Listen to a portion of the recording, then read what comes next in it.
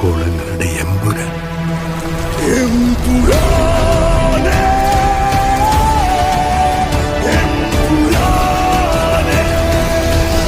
ഈശോ മിശിഹായ്ക്ക് സ്തുതിയായിരിക്കട്ടെ.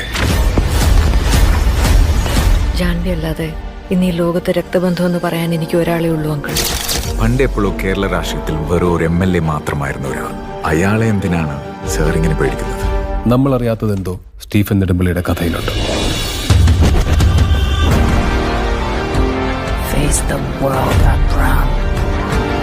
ദൈവപുത്രൻ തന്നെ തെറ്റ് ചെയ്യുമ്പോൾ ചെകുത്താനെ അല്ലാതെ വേറെ ആരെ ആശ്രയിക്കാൻ?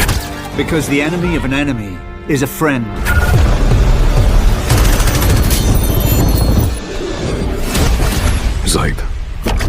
Zaid Masood.